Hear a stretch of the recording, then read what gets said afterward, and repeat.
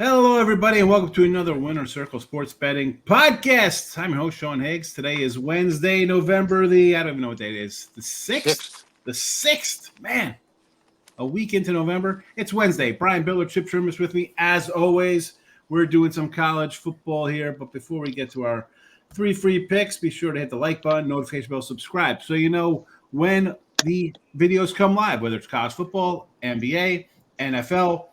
Another week or two, maybe we'll be popping out some college hoops for you. But notification bell is very important. Subscribing, very important as well. And also, these are free picks. If you want the premium stuff, head on over to our sponsor, gamblersWORLD.net, where you can find all 3 of us, plus 11 other top handicappers for you there.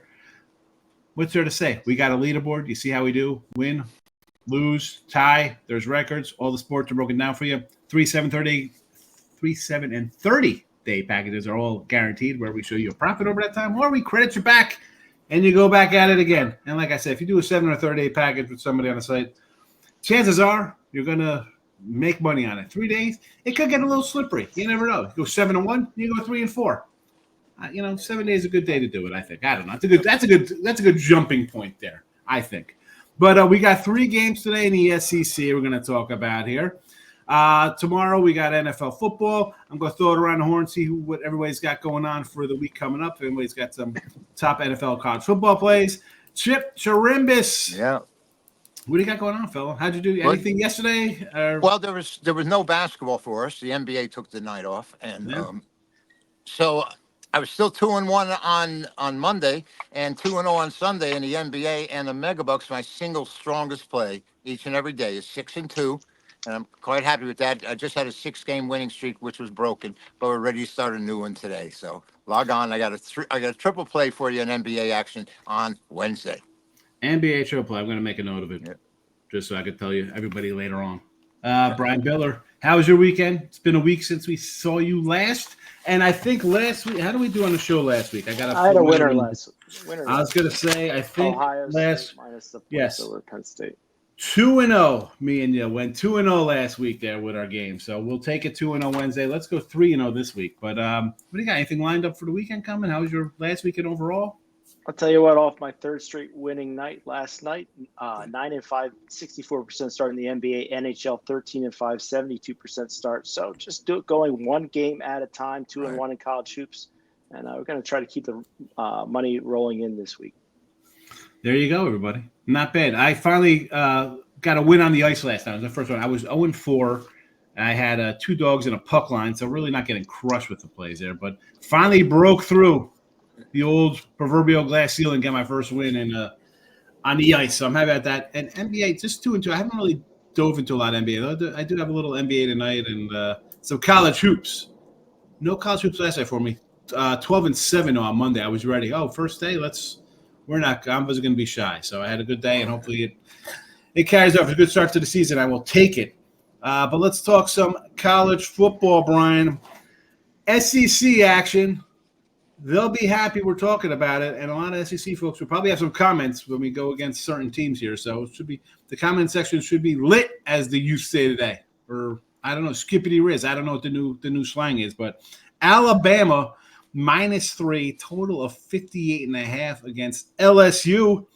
Both teams off their bye week, and 6-2 for Alabama. You figure this is like a lost season. They usually have 2 losses, and the season is over because they're probably getting knocked off in a championship game or a playoff game. But nope, 2 losses in a regular season, a rarity. What do you think's going on here? Think LSU could pull it out as a home dogs, or I know they have a problem running the ball. Alabama probably edge a quarterback, but. I'll tell you what here, what a great game to go over, and I believe it's the best game on the card. It's a matchup I look forward to every year. Both these teams coming in with 2 losses on the season. Alabama losses to Tennessee and Vanderbilt.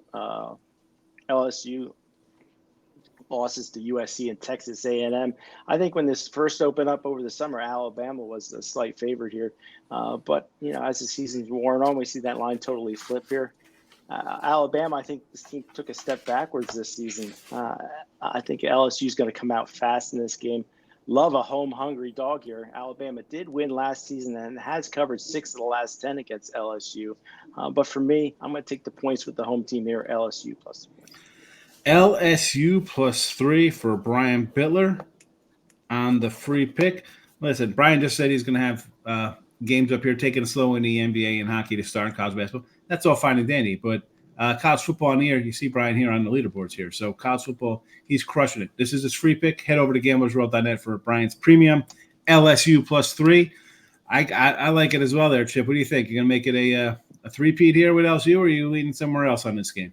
I gravitate toward LSU in this game, but what bothers me, and Brian, when Alabama came up the favorite, I did like a double take because after the way I thought LSU at home, who were their 4-0, and last year they beat Alabama for the first time at home in 10 years. They had lost 5 straight at home, and so maybe that's why they're getting the points here.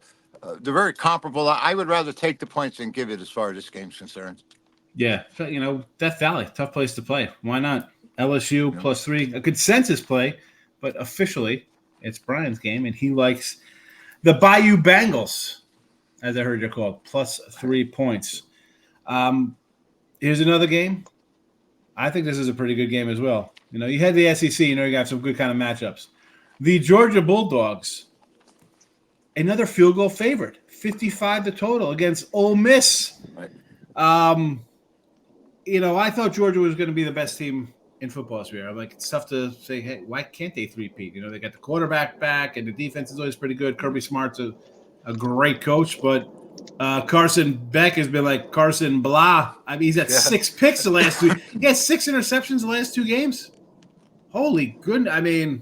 Listen, Ole Miss isn't much of a defense. They're going to rely on, Darden to get some offense going. 63 last week versus Arkansas. No flat spot or look ahead. They said, hey, you know what? Let's get the offense on track. They did.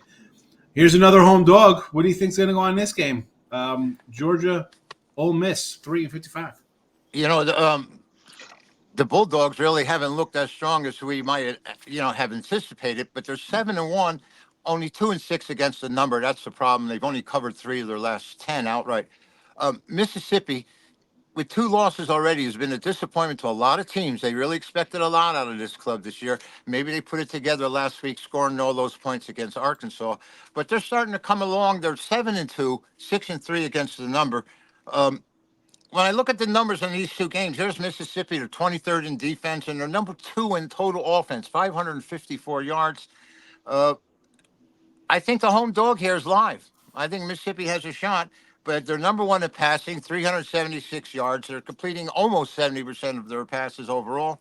And Georgia, which usually hangs its hat on its rushing game, is ranked 132nd in the nation rushing the ball. So, that's 132 yards a game, ranked 97th in the nation. They've won 5 of the last 6 against this team. 11-point favorite last year, 52-17. I think Mississippi's live. 52-17. They got to be licking their chops here. Brian, what do you think? I got to say, Chip took the words out of my mouth. Totally agree with what he just said. Ole Miss here at 7-2. This is a definite must-win spot for them. Can't lose anymore. I know nobody wants to lose their second game, but like Chip said last year, 52-17 lost to Georgia. This Ole Miss team, you got Georgia against the number this year, 1-6. So bettors have been burning their cash betting the Georgia Bulldogs. Yeah. So for me, if I'm going to take a side in this game, it's going to be the home dog with the points. I think it's a field goal game. There you go. The points for Brian, I kind of lean the points as well with Ole Miss, especially, you get destroyed by a team last year. And, you're thought of they're supposed to be a good team this year, a playoff team this year, although they're, I guess, kind of on the outside looking in. I know they just had the rankings and they are what they are, but when you're playing in the SEC, those things could fly all over the place. Official play, though, right? Official play is under 55, Ole Miss and Georgia. But this is, again, right? Chip, you laugh, though. But in the SEC, you got teams, they're going to have 2 losses. I'm not going to be shocked if some 3-loss team gets in here. I was looking at some of the matchups. They got Boise on the top line, right? Boise's a 4 seed. Boise's like in a bye week, right? Did I see that correctly on the I think so. The listings? They can't have that. That is no way. The powers that be are going to have to do.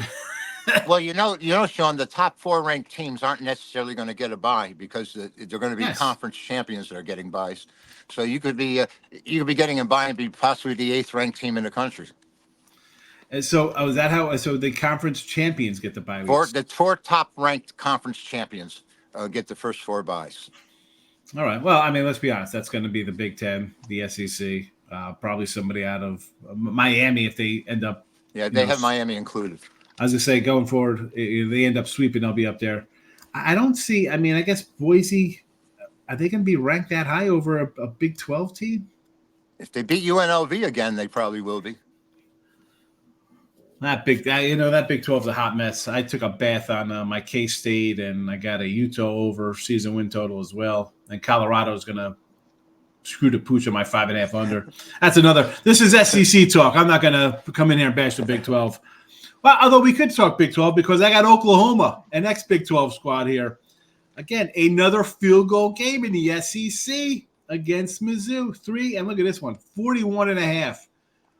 I'm old enough to remember when Oklahoma would churn out Heisman quarterbacks and would be winning games 55 to like 38. And now we got a 41.5 total in this game. Are you kidding me? Should we be shocked here, though? They lost 3 in a row before they beat Maine and dropped to 59 on Maine. 14 points, 9 points, 3 points. I mean, 15 points versus Tennessee. What? Atrocious. And yet the line flips, which is basically based on the Missouri quarterback probably out. He didn't play last week. Probably out again this game. I'm going to lay the 3 here with Oklahoma, believe it or not. And I think Venables is probably on his way out the door. They are 5-4. He'll be happy with a bowl win or bowl eligibility. I think he gets it here. You know, you lose your. Let's be honest. I don't even the best teams. Your quarterback goes down, and number 2 comes in. You're going to have problems. It's going to be a drop. I mean, very rarely do guys come in and really, go above and beyond what the guy before him was. And especially at a school like Missouri, I'm not expecting something like – I know there's somebody sooner, but I'm going to go back to that Ohio State run when they won. Remember they had like 3 quarterbacks come in and just one scores 45, he gets hurt, the other guy scores 55, the third stringer comes in, scores 63 in the championship game or something. That I don't think is going to be the case here with Mizzou. They played like a soft kind of schedule too. They won the 2 good teams they played, A&M and Alabama, 34-0, 41-10. Yeah, so 75-10 against good teams.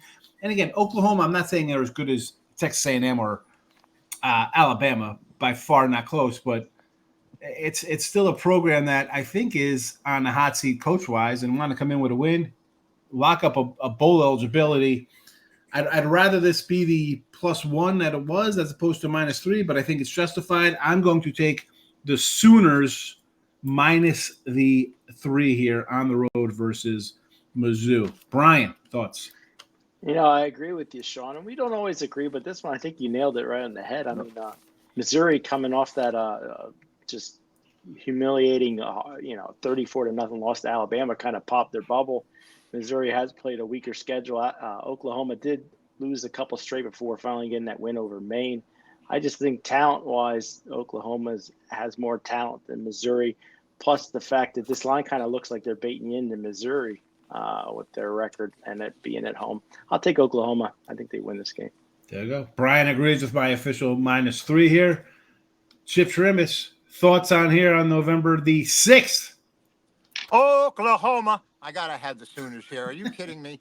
The numbers here, if you stack these 2 teams together, Missouri's supposed to be a 7-point favorite. It has to be because of these injuries. I just don't see it. They're ranked 13th defensively. They're not even allowing 300 yards a game. And the goof is, who's got one of the worst offenses in the country so far this season is this Oklahoma team. They're 111th. They're only averaging 335 a game. They played Maine, so they beat the Black Bears. I don't understand how they came up a favorite here, guys. Honestly, it has to be because of those injuries. Like I said, if you compare the stats, Missouri did beat Oklahoma at home one time when they were a 3-point dog, and that was 13 years ago. These 2 teams used to play in the Big 12. Now we're in the SEC meeting each other, so I guess the rivalry would pick up again. But I would play the Sooners. I would not play the Tigers. But, there is one thing that happened on November 6th, Sean, that I should tell you about. In 1869, the very first collegiate football game was played. I don't know if you remember this one. I don't think you were in attendance. There were only 100 people there in Brunswick, New Jersey. Rutgers beats Princeton 6-4. And right now, Princeton holds a major edge in this series. They've won 33 straight at one time in this series. And in 1888, Princeton won 82-0. And they have a big edge, 47-16 over Rutgers. So the very first college game started on November 6th, but it was a while ago. Was that 1869, Sean. Rutgers Princeton? Was that played at the Rack? Was it on Apple TV? Was it No, streamed on that- Apple not- TV that- in There 1869? were 100 people in attendance. That's all I can tell you.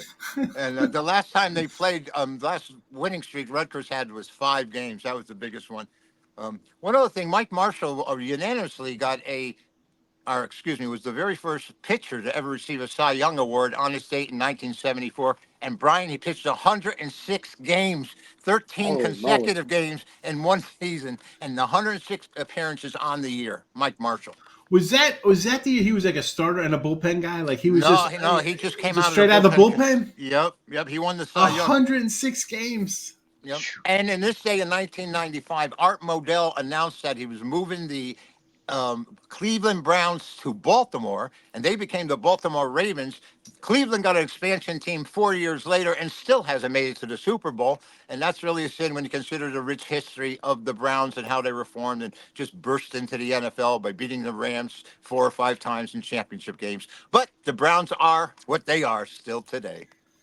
Yeah, Mark Lawrence definitely not happy. Him and Victor with the Browns play. We'll talk. We'll talk some NFL because we had trade. Although NFL trades, I think it was the deadline yesterday. Those are what they are. But and with NFL, they're not exciting. Baseball, I think baseball's the best trades. Yeah, it's not like baseball. All right, official video pick here. Oklahoma -3. We all seem to agree there. That is my pick. Oklahoma -3. Brian has LSU +3. Chipper is going under the 55 spot. Now, these are our free picks. It's a free pick video. We do them, Monday through Thursday. Live show Friday with Mark Lawrence, Victor King, 1 o'clock. That's Football Friday. Saturday, Chip has Paul Bovey and Jim Feist doing more football free picks for you. So put the notification on so you know when the free picks come rolling up. All right, number 1. Premium plays. gamblersworld.net. Brian likes LSU today, +3. Well, you know what? Check him out as a premium play because the guy's number 1 in college football. There you go. He's having a great college football season. Go get it. Chip Chirimbes, a 62 megabuck run. Go get it. gamblersworld.net. Get his top plays for today. He says he's got AAA NBA up for today. What are you waiting for? gamblersworld.net for our premium plays. Me, I'm doing pretty good in college football. I'm 58%. I'm pretty good out of basketball for one day. One day college basketball, I'm really good. We'll see how I do today. I got 3 more games up. Go get them at gamblersworld.net. Recapping. Under 55, Georgia, Mississippi. LSU +3 versus Alabama. Oklahoma, the Sooners, -3 versus Missouri Tigers. For Chip Chirimbes, Brian Bitler, and myself, we will see you tomorrow. Doug Upstone and Matt Fargo will be in with me tomorrow. Have a good Wednesday. Good luck in your bets tonight. Gentlemen, have a good weekend, and I will see you next week. Best of luck to everybody's bets. Bye-bye.